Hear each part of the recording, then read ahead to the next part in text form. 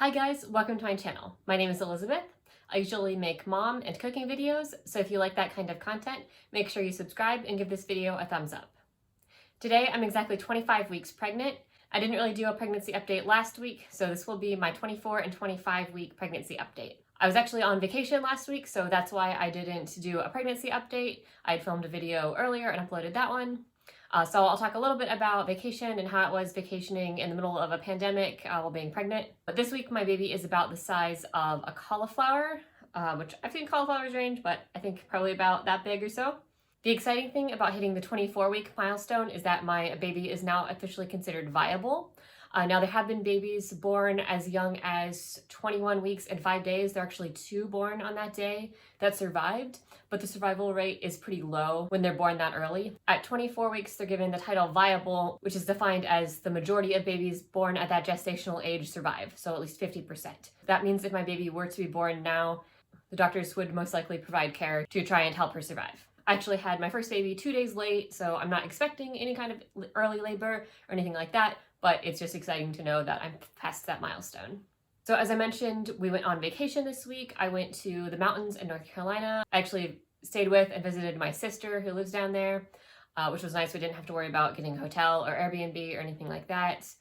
A lot of the restaurants that we like to go to either had reduced hours or a reduced menu, so that was a little bit tricky trying to navigate, what days what restaurants were open, and we definitely had a few surprises. A couple restaurants we had to order online and then they would bring the food out to us, or we just unfortunately couldn't make it to at all because they were closed on the days that we were going to be there. Or actually one restaurant, it didn't say they were closed on their website or anything. We got to the doors and there was a sign that it said they were closed temporarily for a few days. I don't know if maybe they had some kind of COVID scare and somebody had to take a test or something like that, but I just hope that all the employees are okay, and I'll look forward to going back there the next time I go visit. Overall, it was nice. I definitely needed to just get a change of scenery for about a week. Our toddler Dominic did great. The only time he really got a little cranky was on the way back because his sleeping and nap schedule got kind of messed up. We were able to keep his nap schedule pretty well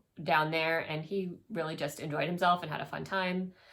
His favorite thing right now is finding rocks and sticks and leaves and picking them up and playing with them. Luckily, we're past the stick everything in his mouth phase. That was a little bit scary when he just wanted to stick everything in his mouth, but now he doesn't usually do that. He usually just wants to pick it up and play with it, or throw the dirt, throw the mulch. I'll add in a few videos and pictures of our vacation here and some of the new things that Dominic learned. He had never done this before. He was spinning around in circles and making himself dizzy. He only did it one night, so even though he certainly had a lot of fun, he must have forgotten about it or something.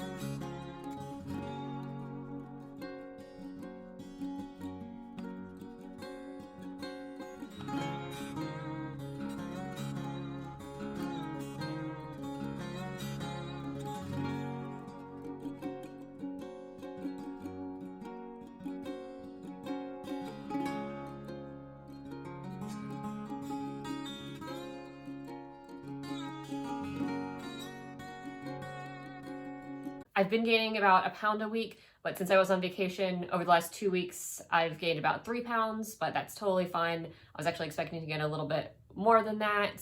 But usually when I'm on vacation, I don't eat out 3 meals a day, breakfast, lunch, and dinner. We'll eat like a later breakfast and then an earlier dinner and just have snacks if we're hungry in between. And then, you have to have dessert after dinner. I feel like that's probably a little bit easier to not go completely overboard on the eating. But in general, we eat really healthy. I eat lots of fruits, vegetables, protein, healthy fats. Most of my aversions have gone away now. I still can't eat a big chunk of chicken, but I can eat chicken if it's kind of mixed in with other things, or like fried because that changes the flavor a bit. I can eat healthy fats again, so I can eat like my avocados, my coconut. So I'm able to eat a pretty varied diet now. I've never been a huge fan of fish. And with Dominic, I had a really big fish aversion my entire pregnancy. I couldn't even take a bite of it. Now I can at least have a few bites, but I still can't eat a whole fillet of fish. But I feel like since overall my diet is pretty healthy, that's fine. When I'm not pregnant, I don't eat a lot of dessert, maybe like on a special occasion or once a week or so I'll have dessert. But with being pregnant, I definitely am enjoying my ice cream.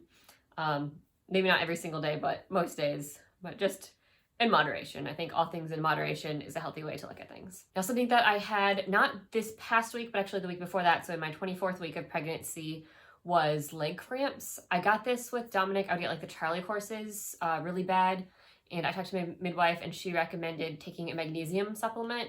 And as soon as I started taking the magnesium, that pretty much got rid of them. So I just started this pregnancy taking magnesium, and I didn't have any until, like I said, about my 24th week. And then I would start, luckily they weren't super bad, but I would get some cramps actually in my foot.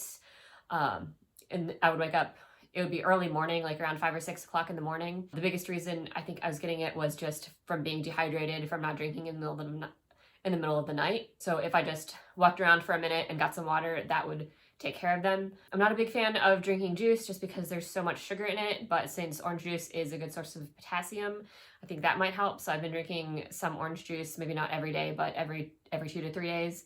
And I haven't had any more leg cramps since then.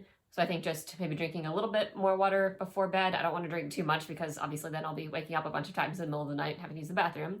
But I think that and drinking some orange juice should help.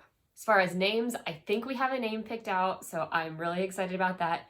My husband and I are going to give it a few more days to think it over and just make sure that it's the one we want to go with. It's one that I've always liked, so I'm really excited that we agreed on one that we both like. We'll definitely tell our friends and family, but I'm not sure if I'll say anything on YouTube before she's born. We'll see. Another symptom that's actually going better this pregnancy is my pregnancy rhinitis. So with Dominic, I had really bad pregnancy rhinitis, which is basically where you just have a hard time with your sinuses. For me, it was especially at night. I would have, like almost every single night, I just had a really hard time breathing. I ran a humidifier and that didn't help very much. I tried like the nose strips and that didn't really help. So I had a hard time breathing. I was snoring. I didn't really know what to do about it. I actually talked to my midwife, and the only thing she recommended was trying like a saline spray in my nose. So I tried that. It didn't do much good. I tried neti pots, but they seem to work for about 10 minutes and then I just go back to how I was. But this time I have a different chiropractor and I talked to her about it, and she can actually do adjustments on my sinuses, which I didn't even realize was a thing. So if I've noticed that my breathing starts to get a little harder at night, I'll just tell her at my next appointment, and she's been doing a sinus adjustment about every other week. And I have not had I still have like the sneezing and stuff, but I think that's mostly from allergies. I have not had any trouble breathing. I did earlier in my pregnancy have some trouble breathing. I have an earlier video that talks about how I had to switch chiropractors, and I didn't see a chiropractor for a few months because of COVID. But before I had established care with this chiropractor, I had started to have the trouble breathing at night. But since I've been getting the regular sinus adjustments, I haven't had any trouble breathing. So I'm super, super glad about that and hope it continues for the rest of my pregnancy. So if you are pregnant and have pregnancy rhinitis or trouble breathing at night, or even if you're not pregnant, definitely something to bring up to your chiropractor. If you see a chiropractor, they may be able to do adjustments to help you. I haven't had any prenatal appointments recently. I think my next one is in about a week and a half, and then I'll go to every 2 weeks for my appointments. I did find out that I'm going to have to switch midwives again because my current midwife is also pregnant and she's going on maternity leave in January and I'm due in February.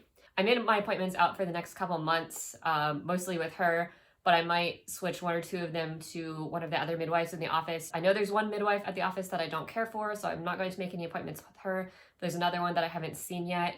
I might make an appointment with her earlier in my pregnancy, just so I'm not meeting somebody new so late in my pregnancy. By that late in my pregnancy, I'll definitely want to make sure that I'm comfortable with my midwife. And I would hate to have to find someone new when I'm 36 weeks pregnant. I do believe that a couple of the midwives that I like are in another office in the area that's not too far of a drive. I think it's less than 15 minutes. So worst case, I can just go to that office and I don't think it would be a big deal, but I'd prefer to go to the office that's really close to my house. That is about everything for the last 2 weeks. So I'll go ahead and show you my bump shot. This is 25 weeks pregnant. You can start to see the bump from the front now. Thanks so much for watching. Don't forget to subscribe and give this video a thumbs up.